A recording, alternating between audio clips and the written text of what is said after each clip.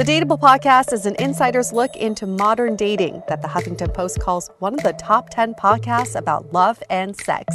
On each episode, we'll talk to real daters about everything from sex parties to sex droughts, date fails to diaper fetishes, and first moves to first loves. I'm your host, Yue Xu, former dating coach turned dating sociologist. You'll also hear from my co-host and producer, Julie Krafchick, as we explore this crazy dateable world. Hey everyone, welcome to another episode of Dateable, a show all about modern dating. Julie, how have you been? Week 7. Now that we got it down. Do you know what day it is today? You know what? It was funny. I was like trying to think back to a certain day last month, and I'm like, I have no idea when that was. Like, I can't even put any sort of context whatsoever at this point. Everything's blending together. How is it May already? I know. Seriously. I don't understand because time goes by really fast and slow for me. Oh, absolutely. I think like each week, like on a daily basis, everything goes by super fast at least. But then like collectively, it's like, oh my God, this has only been 2 full months. Like, doesn't it feel a lot longer? Yeah. Feels like we've been doing this for half a year. I mean, some people haven't even done 2 full months. Like, I feel like I started a little earlier just because of the fact that I can do virtual work. But the fact that it's only been 2 months is so nuts. I started taking pictures of all the signage around the city just to commemorate this time. I don't know. I feel like we're going to be in the history books and might as well. I was thinking about that. It'd be like a really interesting thing to tell future generations. For sure. Took a really nice long walk like 2 weeks ago, like down to the beach area. And it was just like so crazy. Just all the boarded up buildings and everything that's happening.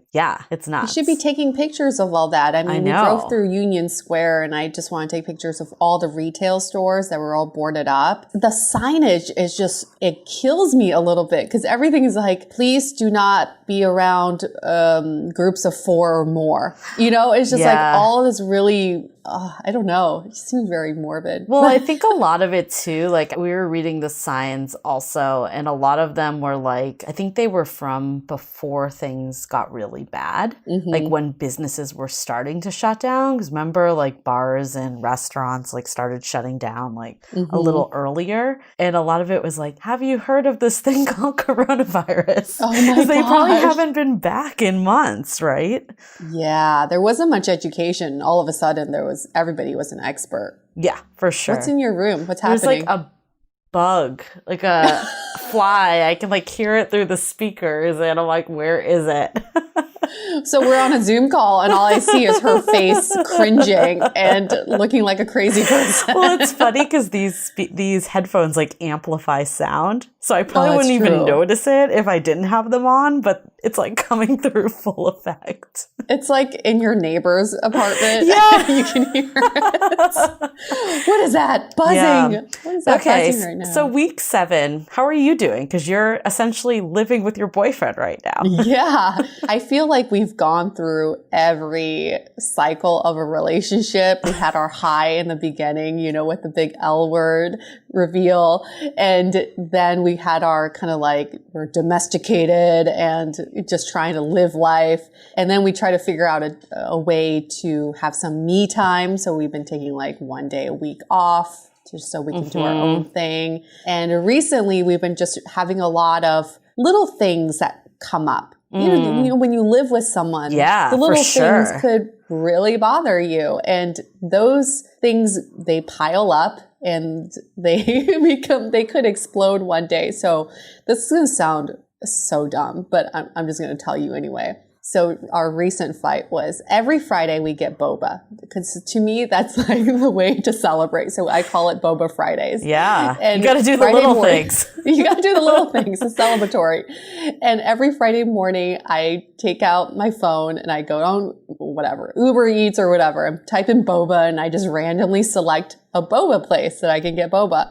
Well, this week he totally poo-pooed on my parade because he said, when I got my phone out, he was like, can we not do boba today? I'm just like not feeling it. And it really killed me. You're like, I've been waiting all week for this.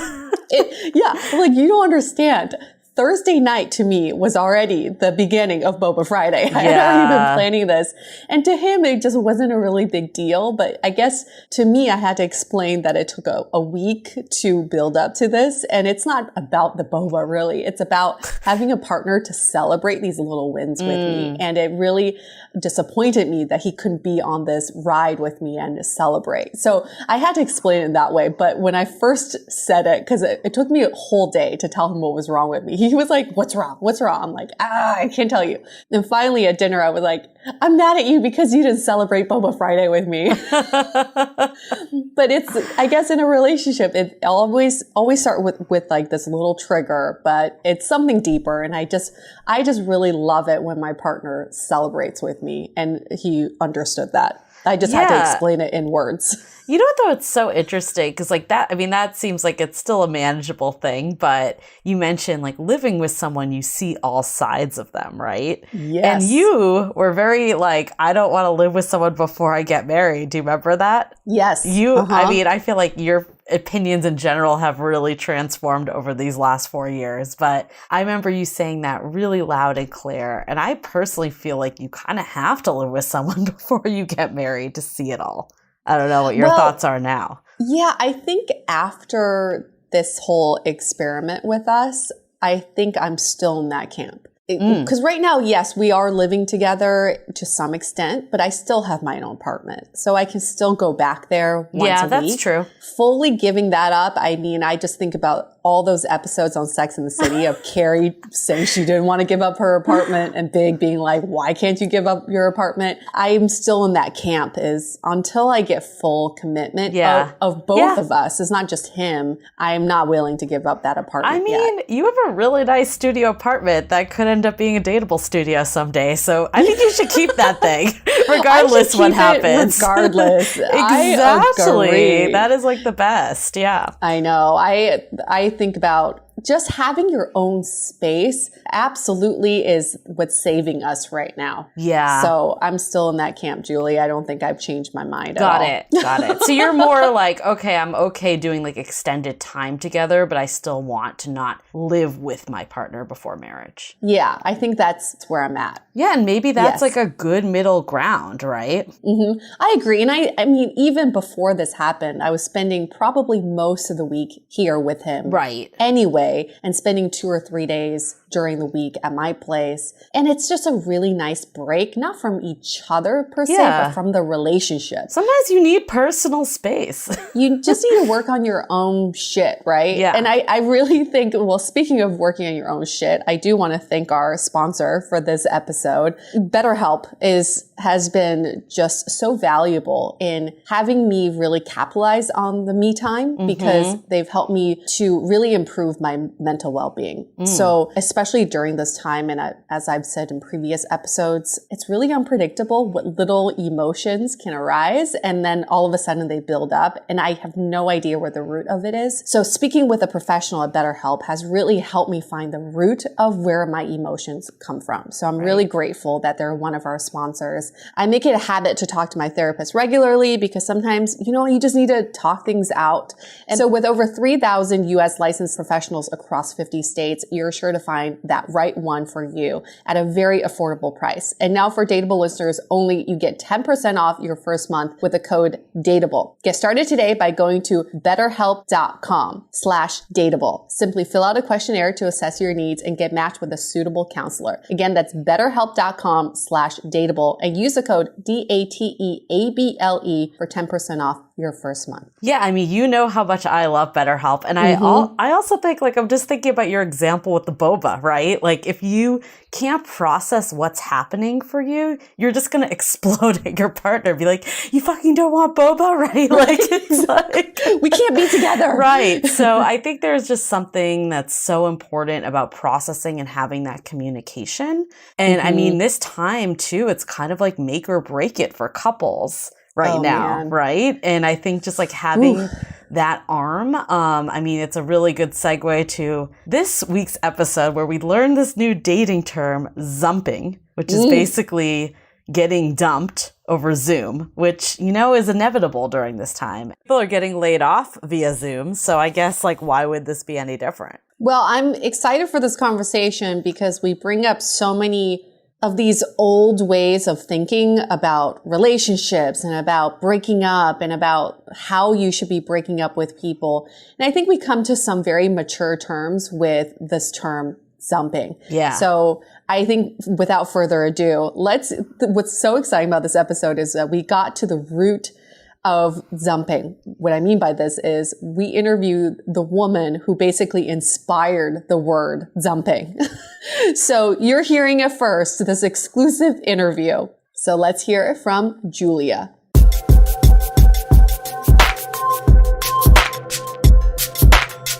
Here's a funny story for you. We have a Facebook group called Love in the Time of Corona, and someone posted, have you heard of this new dating term called zumping? And I had the same reaction as I did when I heard about benching, when I heard about ghosting and breadcrumbing and I don't know anymore. There's just so many terms, right? Julie, it's just these dating terms keep popping up. The woman who posted it, she's like, zumping is when you're dumped over Zoom. And of course, how fitting is it that people are getting dumped over Zoom during this time of coronavirus? But we went to the root of the person who put it on the map, right? And her name is Julia. She is a guest on our show today, but she's also, have you ever created a dating term or been the person to be the root of a dating term? Gotta say, this is not what I thought would be the first entry in my Wikipedia page. This is your big break right now. I gotta be successful later in life so that this isn't what's on my tombstone. But I will say this, Julia, I am so proud of you because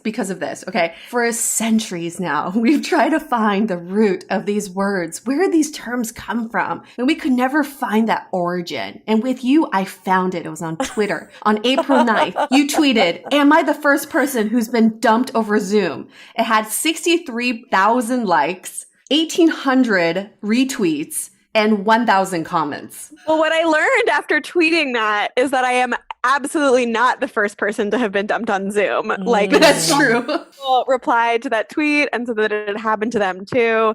DM me. So I may have been the first to tweet it, but I'm certainly not the first person to be zumped. Wow. So your tweet went viral soon after you posted that. Guardian picked it up. They coined the term zumping, and then you wrote an essay about it for BuzzFeed News. So it's a gift. It's a gift that keeps on giving, isn't it? It really is. It really is.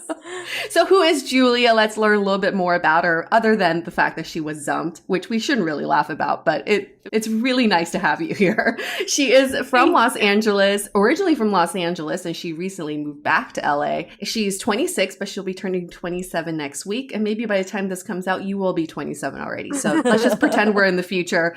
Welcome to your later 20s, I guess. She is pretty single and has been taking a dating sabbatical. Go figure.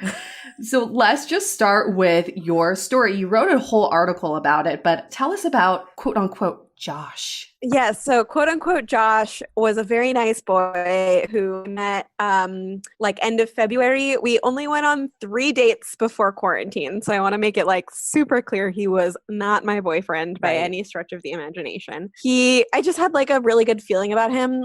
We had this whole long bit about Stanley Tucci.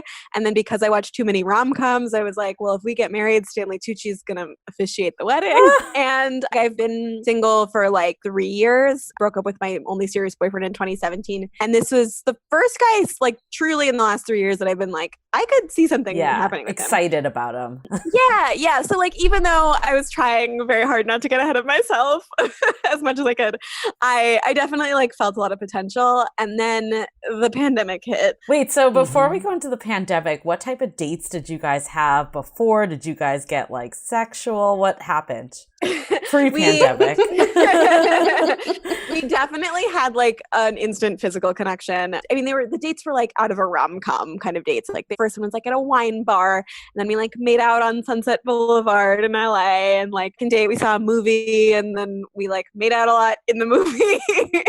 A lot of making out. And then in his car, a lot of making out. A third date, we did have sex. Supposed to go get dinner after we went to a different wine bar, and then we just got dinner because we went back to his apartment. Yeah, just have sex. So there was a physical, there was a definite physical attraction here. For sure. Wait, how did you meet again? On Hinge. So, On Hinge, okay.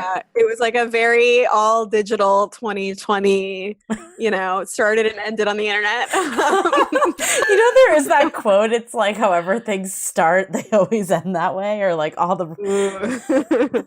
Well, that's a little deep. So if you start something during the pandemic, will it end during the next pandemic? Who knows? Who knows? Ooh, full that circle. means it could last like 100 years or 10 years, true. not 100 years. There you go. Yeah, silver lining, Julie. Silver lining. Yeah, it could last 10 years. Who knows? So we had 3 like beautiful, like perfect rom-com magic. I would say like a Netflix rom-com date for like picking like, genre of rom-com.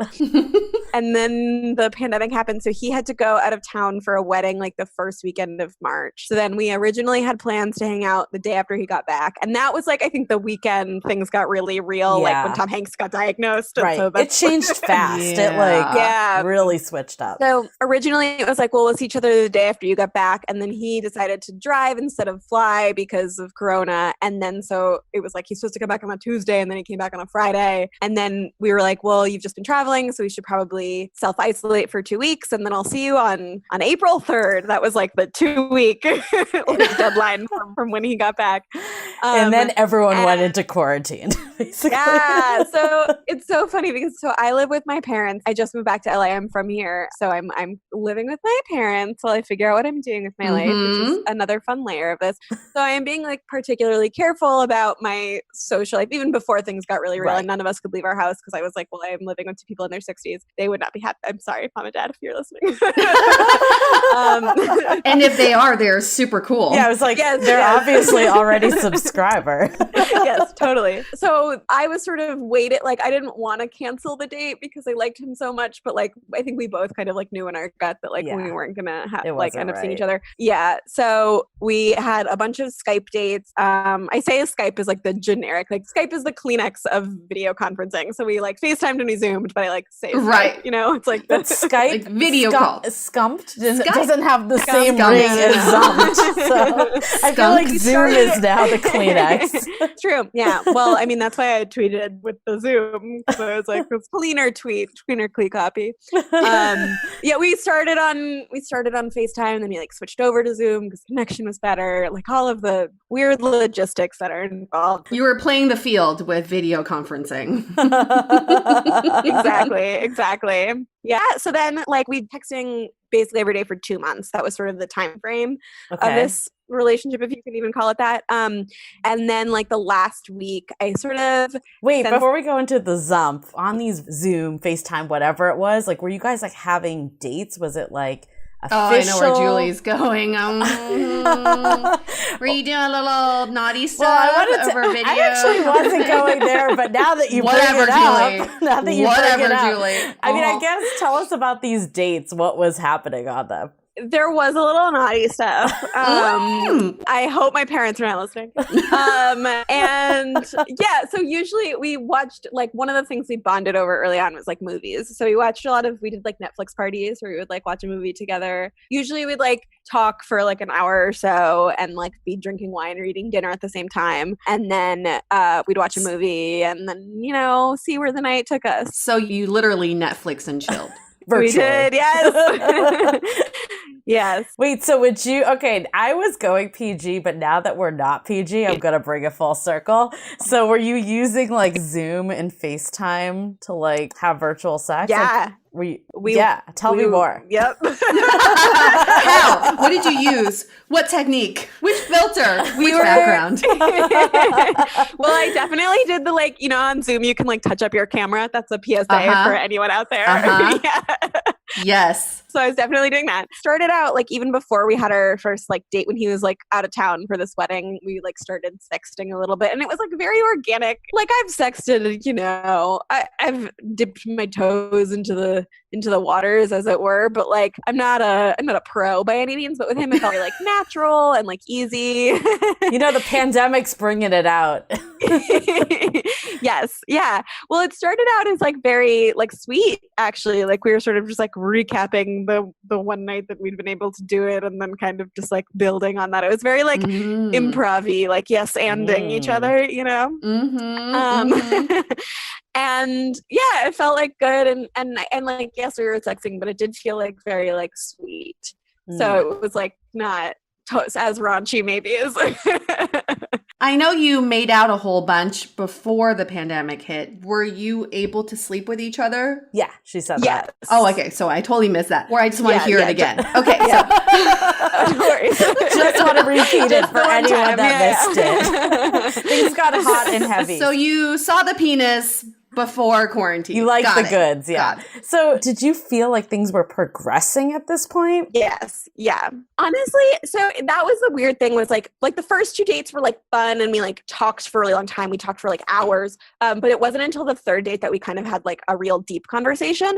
And that was also the night that we like hooked up. We'd had this like very intimate conversation talking about our past relationships and stuff. And then he went out of town. And then we sort of went back to having like more superficial conversations, kind of about like the news or like, you know, what movies we were watching or whatever. And like my first inkling that like maybe he wasn't feeling it or like as invested at least as I was, is like I kept trying to like tiptoe back to like that place of like, let's have a real conversation. I used to work at Morning America and like a member of the crew died a couple weeks ago. So I like talked about that and he was like sympathetic, but he like, I could tell he clicked, but he wasn't really like engaging with me. So that was kind of the first one. Oh, I think it's going to be hard to have like a realer conversation. Okay. So you're feeling like he's pulling back a little, like maybe not going as deep as you wanted. So then what happened? So we had a date scheduled, like a virtual date scheduled for last Friday, like the Friday. I don't remember the day after I tweeted. And then he texted me like, "Hey, are you free to talk later?" Oh, that's always a bad sign. I know. And I kind of knew the minute he texted that he was going to break up with me because I just like had felt it in my bones. And I have previously said in my life that I like being dumped over text just because it's like easy. You don't have to face the person. You can compose yourself, you know. So I tried really hard to get him to do it over text. Oh my gosh. Like, so you're like, oh, can't you just talk? Can't you just tell me what you want to say over text? I said like, is everything okay? And he said, yeah, everything's fine. Just want to check in about some things. And then that like really threw me for a loop because I was like, if everything is okay, why would you? Right. So, you know, I was like frantically like texting my friends, like, do we think he's going to dump me? Like, I love that you're doing that instead of just taking the call. Right. I know. Well, it was like, he scheduled, it was like our fire free at 4 p.m. or whatever it was. Yeah. And this is like, it was like 2. So I had like a good solid like 2 hours to like freak out and like mentally prepare and whatever. Right. And then we do the call and like the internet in my house is bad. So it's like a bad connection. So like we're both sort of freezing a little bit. And like, you start out with some sort of like small talk, like, how are you? I'm good. How are you? Oh, and I'd also, because I was pretty sure that he was going to dump me, I like made sure to put on makeup for the call. Of course. Of course. You got to look good going out. You got to remind him. You got to remind him when he's leaving. Exactly. Right now. Lasting impression. Over Zoom. So yeah. So it started out as sort of just like awkward small talk of like, I'm good. How are you? Like, what? Right. Okay. Like, what's up? And then he told me that he had just gotten out of, not just, but like a year ago, basically got out of a very long-term relationship. He'd been with this person for 7 years, and which I knew about. And kind of the minute he told me about that on the second date. So the minute I knew about that, I sort of was like, had it in the back of my head, but I still really liked him. So I was like, well, we'll see where this goes and taking it one day at a time. Right. But I did definitely have like a like, is he ready to jump back into something? Yeah. Totally get that. I've definitely dealt with people coming out of really long-term relationships, and it is definitely that red flag of like, are they going to want to be in a new relationship ASAP? Mm-hmm. Yeah. Where I just was like, well, he seems to be in this, so like, I guess I'll follow his lead. But I also was like, there's no way he's going to want to be in a relationship now. Right. So it all made sense. I have been in relationships that have lasted well past their expiration dates. So and that is, the worst. You both are just like miserable and like hate each other. So I was very relieved that he did the upfront and honest thing and told me how he was feeling and ended it sooner rather than later. And then I fired off this tweet. So what did he say exactly? Was he just like, I'm not ready to be in a relationship? Like, what was his language? All men should be in therapy, first of all. That's my number one take. Oh, yeah. He said that he was not done grieving that relationship. Okay, fair enough. Yeah. I mean, I think that's something we've been hearing about these lockdowns is these old feelings are coming back. Yeah. And I think a lot of old issues are resurfacing and people have to deal with them. And that makes perfect sense to me that this could be something that he's going through. Totally. There's a lot of time to think right now. Yeah. I've been asked a lot since this went viral. What a weird world. Like if I think that it was Corona related or if it was like all because of his ex. And I keep saying if we had been able to like continue to go out on new dates and like have new shared experiences together, I think it probably was on some level inevitable. If he felt this way, he probably was going to be feeling this way. Mm-hmm. But also we maybe would like be in a different spot. It's so hard to predict that though. You've gone on 3 dates with someone, you know them a little, but you really don't know what they're dealing with, especially with like personal stuff. So I guess it's like hard to just even know because it could have totally just been that regardless of the situation, he just seeing someone new triggered old feelings. Yeah. And you know what's tricky is the 3-date thing. I totally feel you on it. I feel like when I am on a 3rd date with someone, that's when I start thinking about the future and what if, and there's so much potential, but it's also a really fragile period. That's like you either move forward with your relationship or it's not going to go anywhere. And so you guys were right at the cusp of that. And that's because of the pandemic, you couldn't really carry or at least he wasn't in that space to carry it forward over virtual messaging. I think it's also hard to carry something virtually when there's not that history. Yeah. I mean, we've definitely been hearing from people that like the first kind of couple weeks of quarantine, everyone was all about the virtual dates. Like it like died down a bit because there was this reality like, don't know when I'm going to see you ever, right? Yeah. And it's hard to keep things going virtually where I think if you had that history before, it's a lot easier to keep it going virtually. Right. Like it was the long distance relationship, but like we didn't have a relationship. There was no foundation there. Right. So yeah, we were sort of just treading water. So, okay. So when we heard this, I think the initial reaction was like, oh, another shit term for dating, Zumping. But when I hear this story, I actually feel like it was nice of him to do this. I mean, so many times people just either ghost or they send a text. Like getting like the balls to go face to face is actually like really noble. And I think he did it well, I guess. Like what other alternatives are there during this time, you know?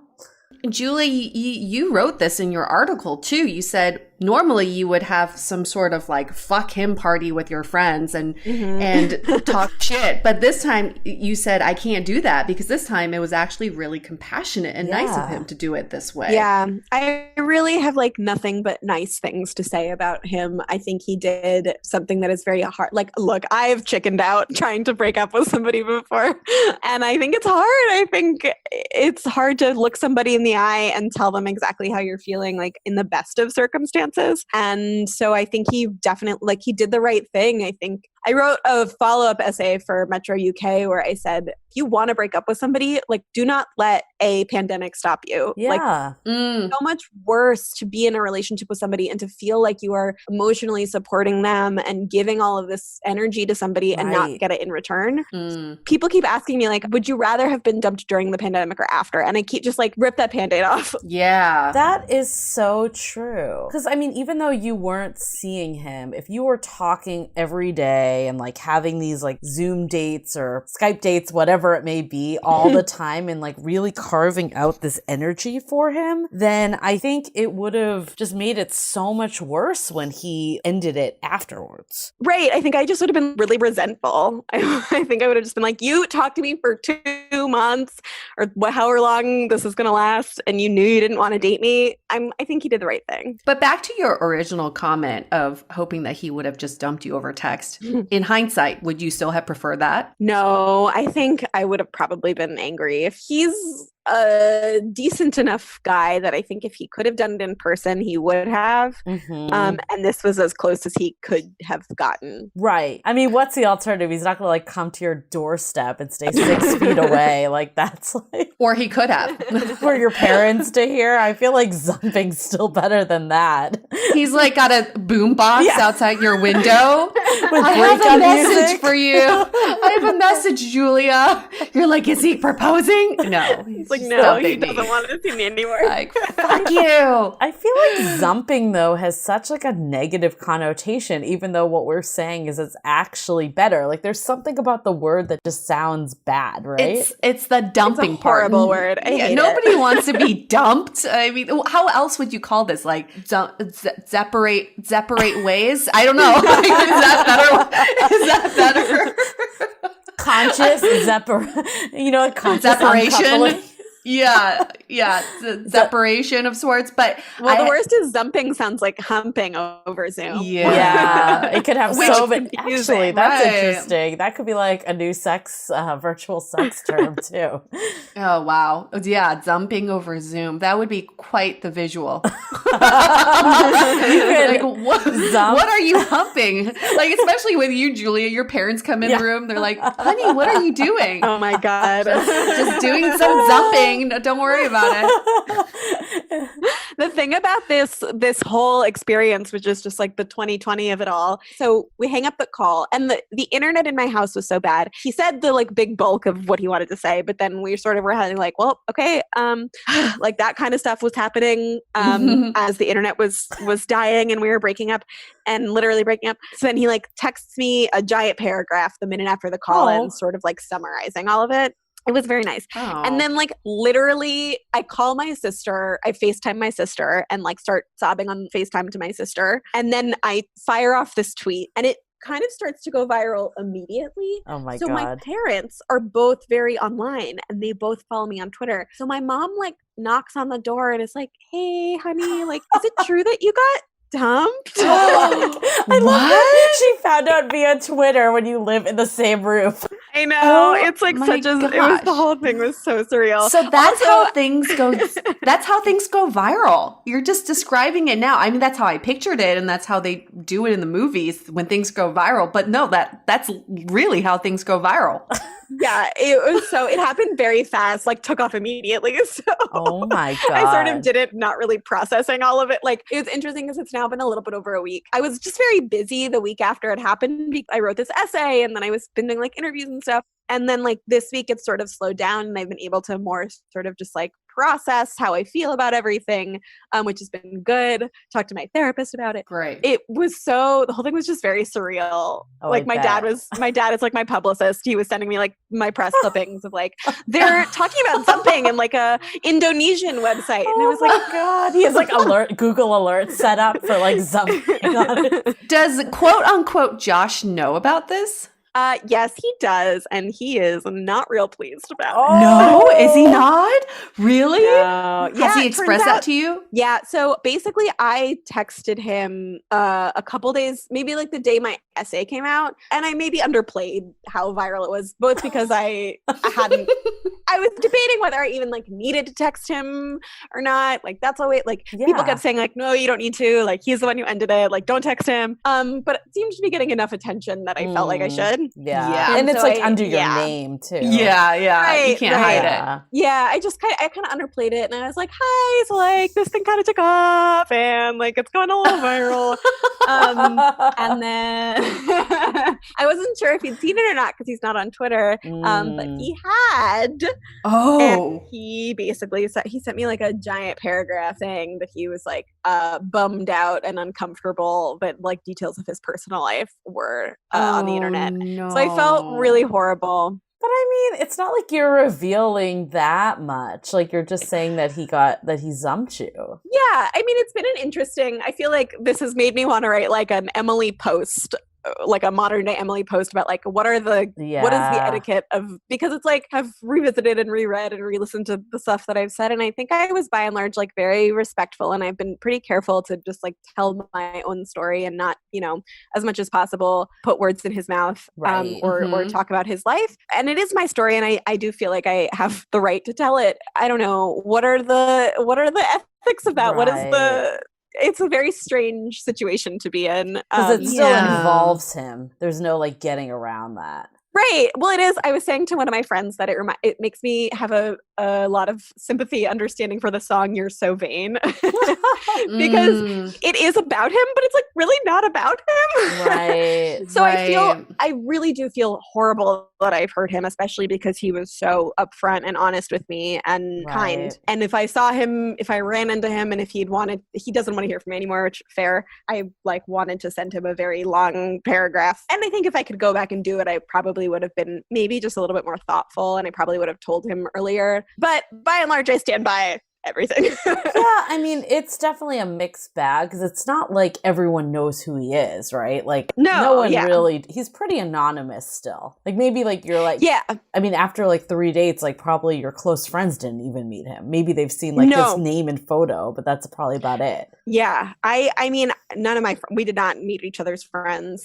I think he was concerned that if you already knew him, you would know that it was him, which is a very fair, valid criticism. And I probably should have like changed a detail here or there. But I also think that maybe that's just because I don't know. I've gone back and forth on this so many times. Well, I think he's definitely going through something himself. So we don't know where his journey is, but your original tweet does seem like it's negative, right? Nobody wants to be dumped. So by using the word dumped, but your essay paints him in a really positive light. And even in your comments, the 1,000 comments that you got on Twitter, you defend him quite a bit. So I think you're doing all you can. You've done your part. So So we had this debate on our Facebook group, and I think we've kind of said it here, but I'd love people's thoughts of, is it better to be zumped when let's say you've only gone out 3 times and you've had some, like the type of relationship you describe, not like a full-on relationship, but enough there that you're excited about the person. Would you rather be zumped or ghosted? Ooh, I'm going to say zumped. I hate getting ghosted. It's especially because we were talking every day. I think I would have felt like, is he dead? That's what we said in the thing. Where like, especially during times like this, like, people aren't doing anything, right? They're not going anywhere. So if they don't reply to you, like, you could really be thinking worst case scenario, like about them or their family. And it's like, I do not want, first of all, I wouldn't wish that on anyone, but I would not want to have that mental bandwidth in like thinking about that for someone that was literally ghosting me. Right. I remember like I said this to somebody like as I sort of started to feel him pulling away, that I was like, I miss being able to come up with excuses for what a boy was out doing instead of texting me back. Exactly. Because in the real world, when we're out of lockdown, you're thinking, oh yeah, he's probably out with his friends. He's on a work trip. At work. He's super busy. Yeah, he's finishing up his MBA. Whatever. Now you're just like, no, he's literally jerking off in the bathroom. He has plenty of of time to write back to me, but no, he'd rather watch Netflix. I don't know though, because I feel like just playing devil's advocate, I agree that no one's doing anything, but I do think this is like a very difficult time for people, like especially people that have lost their jobs or like have someone in their family that is ill or something. Like there are some other factors going on that might make someone not super receptive right now. So yes, they're not physically anywhere, but I don't think it's like necessarily like everyone's twiddling their thumbs ready to go either. No, that's true. Absolutely. We also have to have empathy and compassion for people and what they're going through, but everybody deserves a text back or a phone call back. Absolutely. That's just basic human,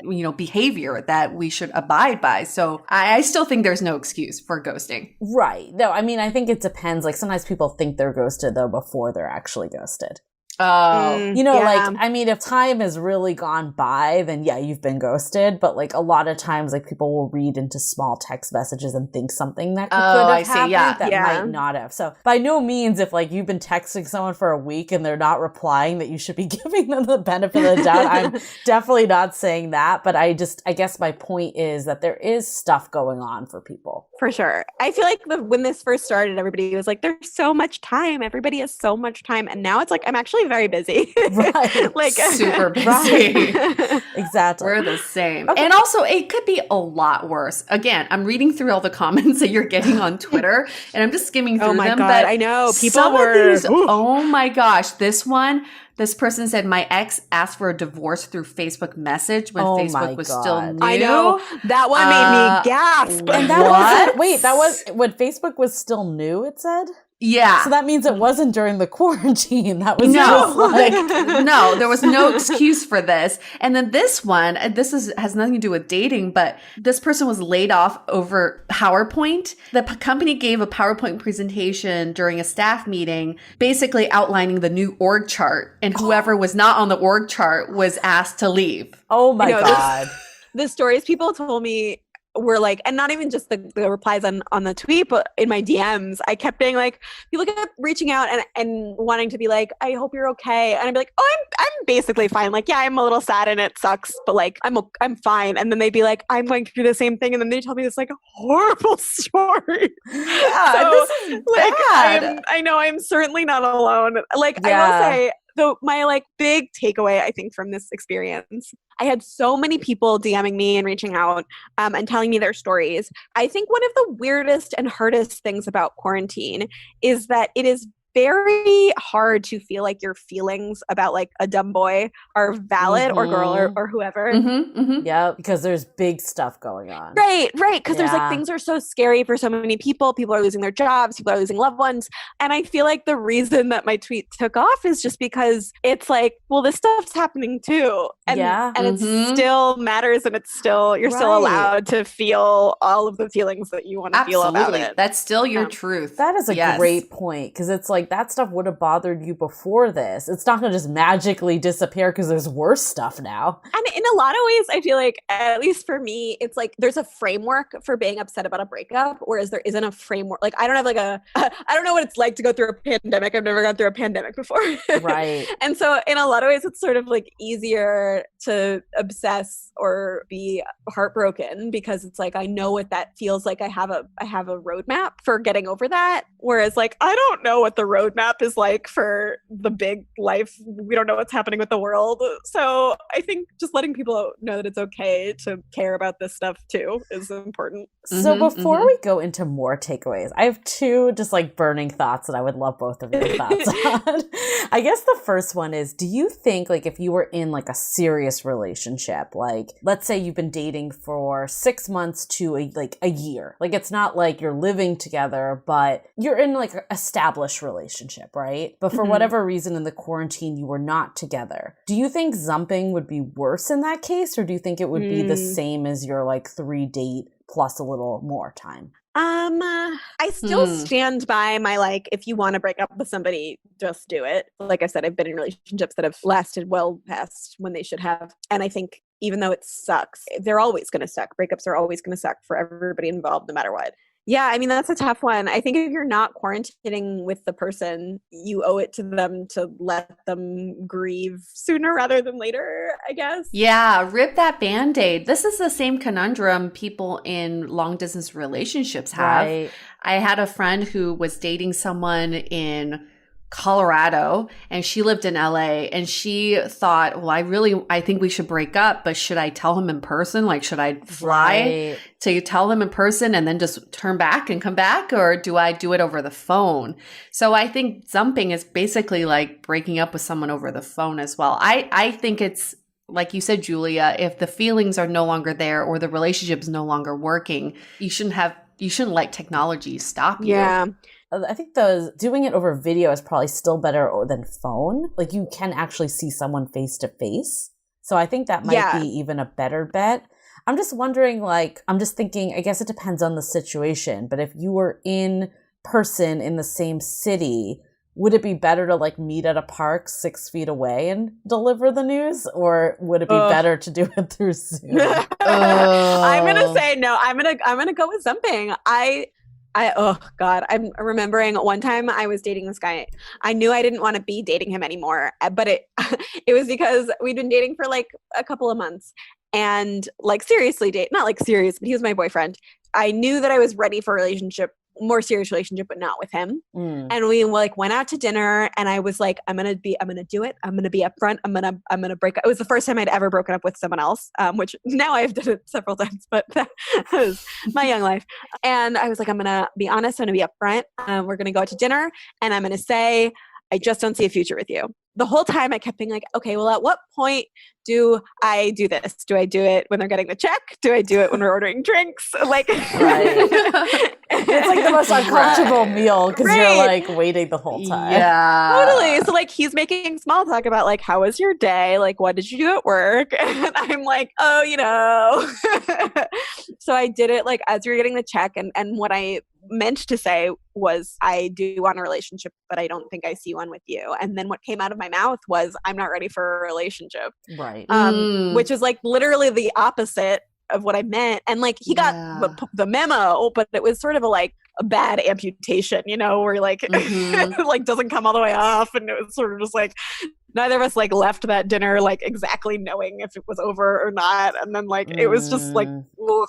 So I think there is the reason I bring that story up is because I think that there is, when you do it over Zoom, and especially if you send that hey, are you free to talk later text, the dreaded yeah, and it allows somebody that ability to prepare, to kind of compose themselves and have some dignity, but you also get the and it's short. It's we know why we're here. It's 10, 15 minutes, whatever. So here's my problem then. This is my problem with Zumping. I finally figured it out. It's not the Zoom part. It's the dumping part. I think we need to stop. Dumping someone just seems really juvenile at this point because it means this person made up a decision without you involved. Yeah. And they're coming to you and saying, this is what's going to happen. Zumping shouldn't happen as often with relationships or people in long-term relationships. These are conversations. Maybe you're hashing out some issues over Zoom. And if those issues don't get resolved, then you decide to part ways.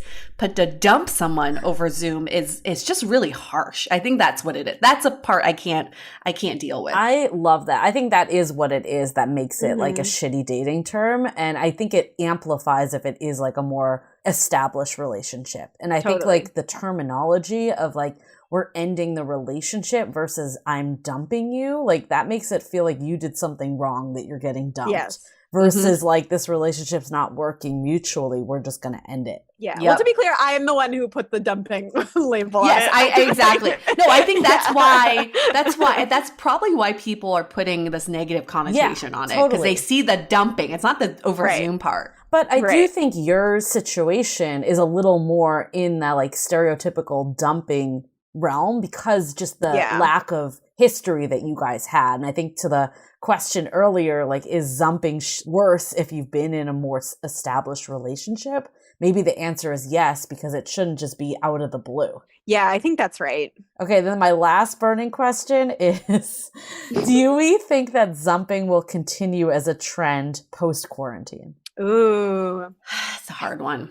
I think Yeah, I think just because like video conferencing is going to become more normal in general, like I feel like we're all going to keep FaceTiming people instead of calling them if we want to talk, So yeah, but probably more if you're like already doing a long distance relationship with someone. I can't imagine if you had the option to see somebody in person.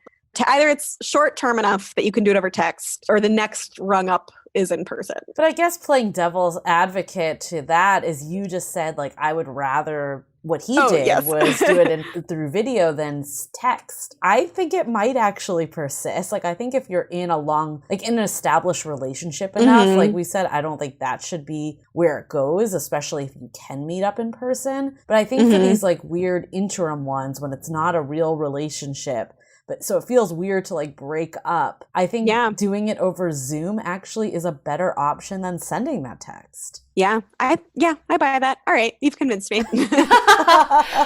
I don't know. I'm not convinced about the Zoom part now because Zoom seems so formal. You have to have a link, you gotta schedule it. I mean, it's true.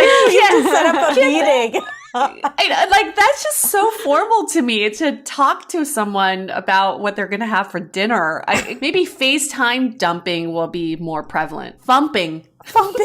A friend of ours, I haven't even told you about this yet, but a friend of ours hit me up today that he's working on a video site that's basically trying to make it a lot more casual than Zoom, because Zoom does feel so formal that you can literally just send a link and you don't have to like schedule meetings and do all this stuff. So I think during this quarantine, more and more video platforms are starting to pick up, like house parties becoming really big, like other ones. Yeah. So maybe it's not Zoom. There's the FaceTime call or this whatever other platforms emerge in this time. Yeah, something more spontaneous. Yeah. Yeah, I can see that happening. I can definitely, because people are getting used to this new normal. I agree with you though. Like setting up a meeting to dump someone so is like weird. a pretty big ordeal. So weird. Go into the wrong meeting and you're like, yeah, like you did today. Yeah. Or like your connection issues. Like there's so many things that could go wrong. And then you have some wacko virtual background like I have today. Yeah. You're like, can't take the other person seriously. Well, also just at a house party, you can actually crash people's house parties. Can you imagine if someone was breaking up? Oh my God, I know that. Like oh my God. God. Someone else comes in. Wow, that would be crazy. They're like, should I leave? I mean, it's kind of like when you're at a restaurant and you're having a serious conversation. The waiter comes over, is like, can I get you anything else? You're like, go away. Okay, so what do we learn from all this? I think we should create a video conferencing app just for dumping. That's when you know if someone invites you and texts you that link. You're like, damn, I guess I should prepare myself. Yeah. Here's my main takeaway, and this really comes from Julia, your article, the very last thing you say, which I thought was so brilliant. You said, in a world where nothing is certain, heartbreak finds a way. And I think that's beautiful. And what I learned from that and what I'm gauging from this conversation is while we're in this pandemic, it doesn't mean that life stops. And that means the good and the bad. And we shouldn't pause our feelings and our progression because we're on lockdown. And having kind of this heartbreak come in is a little bit refreshing to remind you that life is still normal and that you are still having these pre-pandemic feelings. That's lovely to know. And that's okay also. That is such a good takeaway. And I think like Julia, you said it really well too. Just because of the pandemic doesn't mean you should be prolonging relationships that aren't working. I think it's important to think like, am I ending this because of the pandemic or am I ending this because of whatever else is going on in my life? And I definitely think in your situation, like he probably was ending it because of his own stuff that was probably nothing to do with the pandemic. So I think like if that really is the case, like don't drag someone through here, especially like we hear so many people that are like, well, I would just want a pandemic buddy and like someone to text with and call. Yeah. You got to think about them too. Like if you're keeping someone on the hook because of your own loneliness, like that is really also not fair. Yeah. Totally. Definitely. Yeah, I think, I mean, like, I think I said my thing that I've taken away, which is just that, like, it's okay to feel things that aren't about death and destruction. Yeah. Mhm. Like, everyday life still happens. We're still going to be, like, upset about jobs that we didn't get, or, you know, people that don't respond to our text right away, or boys or girls or whoever that don't, you know, love us back. Right. And that's real. Like, not that I was in love with him, but, like, you know what I'm Yeah. saying? Just, like, it sucks. Yeah. I mean, I think the other takeaway I have is like, yeah, Zumping has like a bad rep because of the dumping part, but there's something very decent about what he did. And I think like regardless of your situation, like I think a lot of people might actually blame it and like just send that text because they're like, well, I couldn't see this person, right? So I can just send a text. Right. I actually like applaud him for being creative of Totally. ways that Yeah. he could kind of ease that break and like make it a clean break. So I think like instead of being like, oh, that's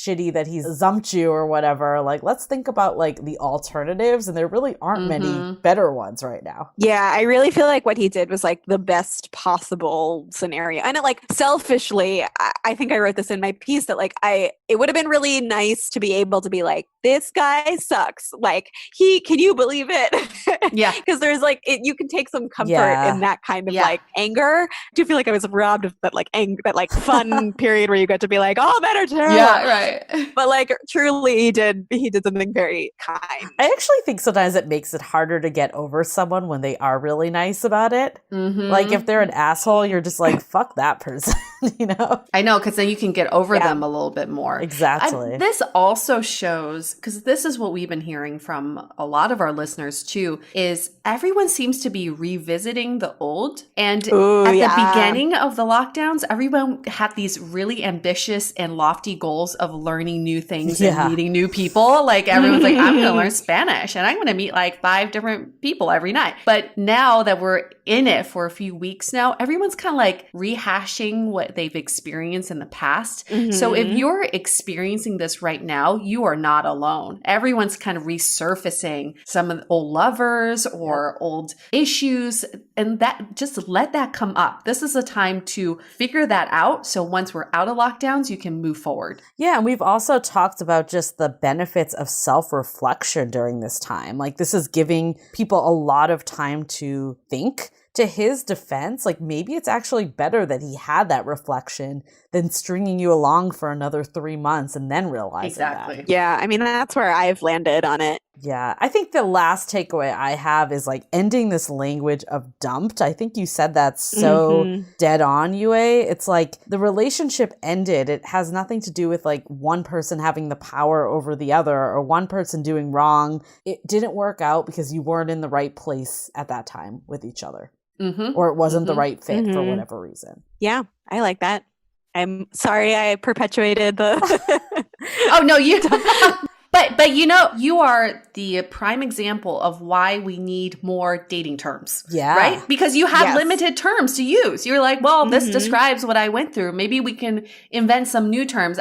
Since we have you on the line, I might as well just share with you some of the dating terms that we've made up over the years. Ooh, yes, please. But here's one you can use, Julia. You feel free to do it. Okay, great. A fluffer. I know what I think. Yeah, I know what do a you think it fluffer is? Let's hear your guess first. Yeah, well, yeah. What would you guess Well, I know, in a I know dating the technical definition. What's your definition? So we define it as the unfortunate person who prepares people for actual relationships, but doesn't end up in a relationship, him or herself. Oh boy, yeah. I've been that person. What about Uber radius? We made this one up too. I'm really proud of this one. Is that like if you're dating somebody who's in your like the radius of what's a cheap Uber? Yes. Yeah, pretty Yes. much. Like they're in your vicinity. Yeah. Oh my god, no. Well, I used to live in New York, and like I had a friend who lived in Brooklyn, and she was dating somebody who lived in Harlem, and we were like, that's a long distance relationship. You're like, not going to work out. You're going to get Yeah. zumped. That's actually a good use case for continuing Zoom dumping. That's very true. Very true. One more for you. A tater tot. Ooh, what is that? I have no idea. A young piece of ass who's not good for you, but you crave. Yes. Yeah. All of the breakfast potatoes I normally get were sold out, so I got tater tots, and I think There about you that go. term every time. I There you go. There you go. You can just credit us. Perfect. Yeah. Cool. Well, let's wrap up this conversation. Let's hope that nobody gets zumped in the near future. And, let's just hope we all continue to express compassion and empathy for each other. We're in this together. We're not in it alone.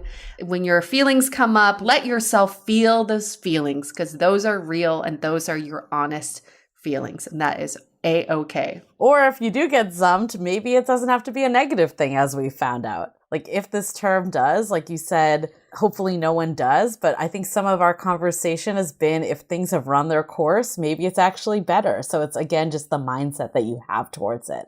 Yep, exactly. And if you want to read Julia's articles, you can just search for Julia Zumped. That's your SEO. I love it. That's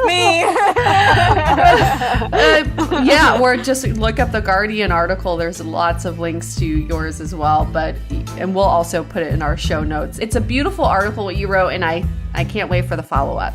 Thank you so much. Yeah, thanks you Julia. so much. So we'll wrap this up. Stay dateable. The Dateable Podcast is part of the Frolic Podcast Network. Find more podcasts you'll love at frolic.media/podcasts. Want to continue the conversation? First, follow us on Instagram, Facebook, and Twitter with the handle @DateablePodcast. Tag us in any post with the hashtag StayDateable, and trust us, we look at all of those posts. Then head over to our website, dateablepodcast.com. There you'll find all the episodes as well as articles, videos, and our coaching service with vetted industry experts. You can also find our premium Why series where we dissect, analyze, and offer solutions to some of the most common dating conundrums. We're also downloadable for free on Spotify, Apple Podcasts, Google Play, Overcast, Stitcher Radio, and other podcast platforms. Your feedback is valuable to us, so don't forget to leave us a review. And most importantly, remember to stay dateable.